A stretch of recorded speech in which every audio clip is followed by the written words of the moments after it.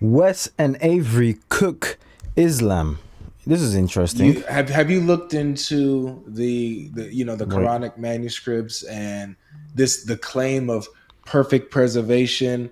And if so, like, well, what are your thoughts on really the effect of that message for Muslims, the effect and how powerful it is for them to believe that there's only one Quran while everything else has been corrupted, while we have the holy book that God protected, and then how flimsy is that claim?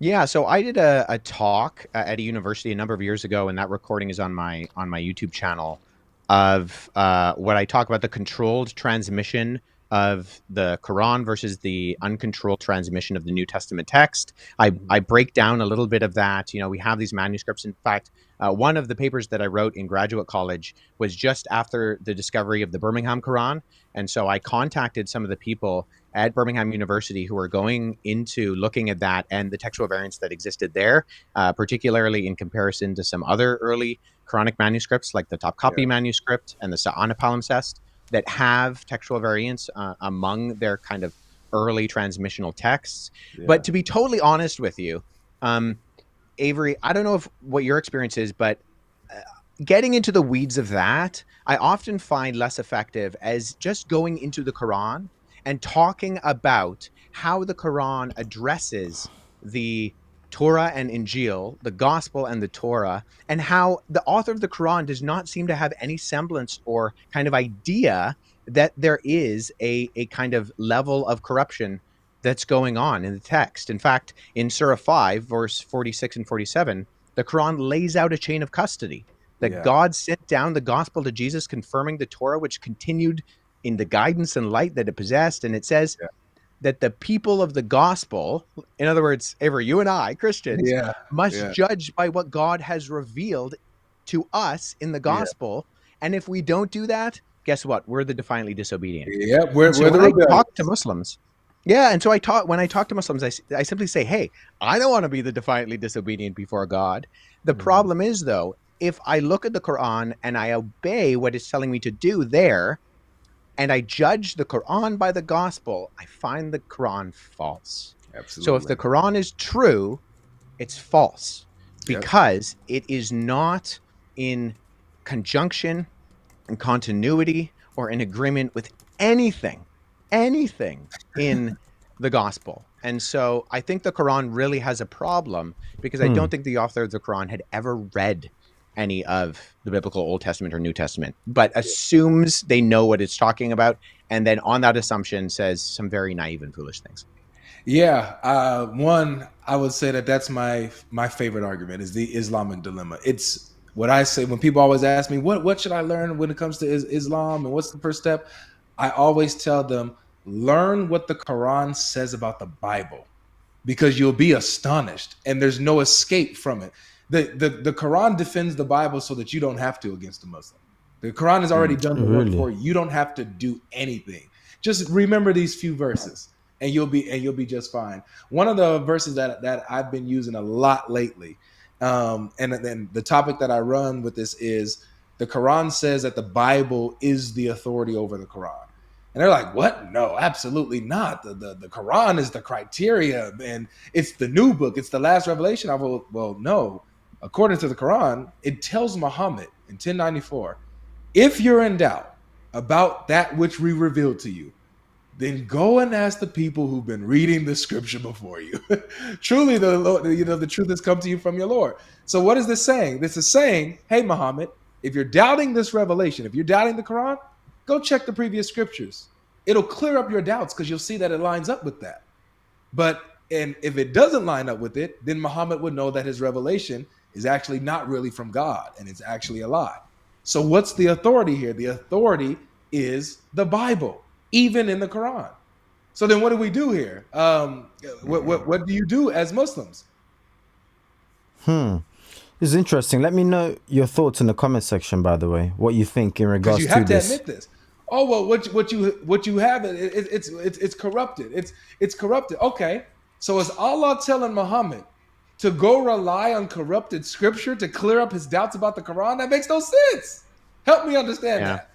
Yeah. And So we have copies from the Arabian Peninsula of what the Gospel and Torah look like in languages like Syriac and in the Aramaic Peshitta that would have been there along with the Greek New Testament and Greek yeah, translation of the Old Testament. We know exactly what the Torah and the Gospel looked like in Muhammad's day, and Christians and Jews cannot judge by what has been revealed to them if they no longer have it. if it's gone, if it's missing. If the Torah and the gospel are God's words and no one can change God's words, which the Quran also says, an accusation of corruption towards the Torah and the gospel is one that either makes God into a liar Yeah. or unable to do what he says he can do, which is preserve his words. And so we know exactly So what the Torah and the gospel look like. There's no issue with that. I just simply think the author of the Quran did not know what the gospel and He the Torah didn't know actually what were. was in there. He didn't know. Okay. So yeah, what is the hypothesis that you guys roll with respect to this question? So they didn't have access to the actual gospel, to the actual New Testament scriptures and stuff. Didn't have access to it, but then they referred to it throughout the Quran. So they were I just think a hoping that couple their of things. audience wasn't informed or something. Well, so there's actually a substantial Christian and Jewish population in areas like the Northern Arabian Peninsula and what's modern day Syria, Jordan, Israel. Like these were all Christian countries. Armenia had been the first official Christian country. And so there's a lot of Christians and Jews. I mean, so the traditional Islamic sources say Muhammad was illiterate. So he wasn't I've supposed to heard have that. been able to read Couldn't anyways. read. And the All evidence right. for Arabic translations of the Bible in the 7th century, early 8th century, it's not as strong as it could be. So there's actually a lot of evidence that even if Muhammad could have read, assuming that Muhammad is the author of the single author of the Quran, he probably wouldn't have had access to anything that he could have actually read. But I think what's going on is you have these stories, which we find evidence of in the Quran, of Jewish and Christian folk tales, apocryphal stories that are floating around the Arabian Peninsula in the 7th century. My friend Andy Bannister, his doctoral dissertation was on the subject. His book, The Oral Formulaic Construction of the Quran, that's a title that you have to say 5 times fast, is a good book because what it does is it tracks these oral sources that we can tie to folk tales of Jews and Christians in the Arabian Peninsula during this time frame. And so if you're hearing Christians and Jews tell these stories of, the friends who are hiding in the cave, or of Jesus turning clay birds into real birds, or, there are multiple stories that are folk tales, apocryphal stories that end up in the Quran. I just don't think that the author of the Quran had the ability to differentiate between what were actually the reliable stories found in the Gospels of who the historical Jesus was, and stories that were floating around that were folk tales during his time of who Jesus and So Mary and so John the the Baptist were. the author was just straight up bluffing when he said like just go read it and it's going to confirm all this. I wouldn't necessarily say he was bluffing. I thought from what I see, I think he believed that. I think the author believed because he didn't know what was like what Wes said.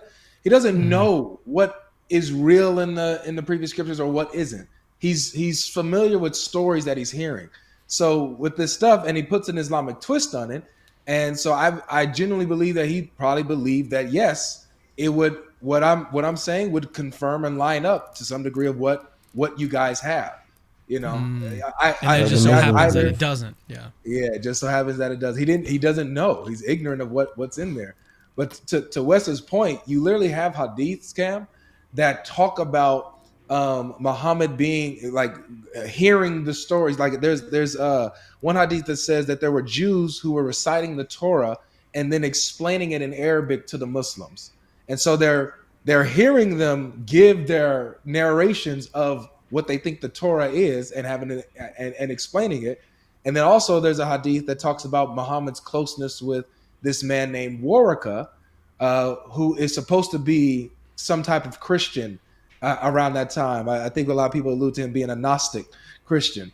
But Muhammad is really close to him and learns a lot from him. So these traditions and stories, there's evidence in the Sunni hadiths that would show that Muhammad would have a familiarity with these traditions.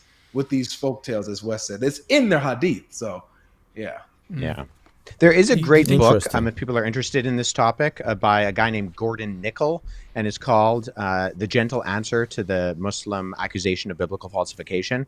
It's less technical than actually the title of the book. Okay. Gordon Nickel is a legitimate scholar. He's a fellow Canadian, so I got to give him credit for that.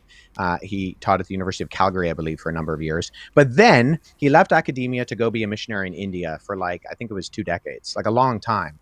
But solid guy, very interesting book, lots of citations and references to things that were going on at the time, to the hadith, to the Quran, and to the tafsir. So that's a good one if people are interested in kind of delving into it. Avery, you got any other questions? Otherwise, I was going to kind of shift and talk about the Trinity a little bit. Yeah, well, not necessarily a question, but like you sparked a topic that I would love to do, Wes, and which is what exactly was around when it comes to the Bible in the 7th century that the Jews and Christians had access to.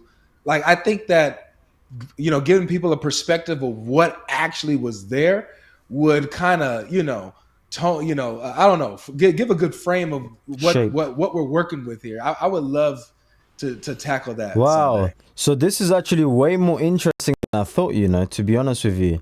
I might end up watching the entire thing. I don't know if I should watch it on camera with you, or if you should watch it by yourself and I should watch it by myself, because that's actually very, very interesting. I didn't think there's going to dive into these kind of topics. I thought Wes will come on and mention a lot of stuff relating to do with the whole Billy Carson, and I was going to mention this to Billy, I was going to mention that to Billy, and I didn't get to say this, and when he said this I was going to hit him with this. But this was almost like well, then again, I haven't seen the full 2. Wait, let's see how long it is. The other one, I think, it's 2 hours and something. So we haven't seen that, but this so far was good. Let me know if you're Muslim, if you're Christian. Let me know your thoughts in the comment section down below. You already know my thought. I believe the Bible, God, the God of the Bible, Yahweh, Yeshua, Jesus, he's the one and only true God. And unfortunately, there's a ton of things that's come out.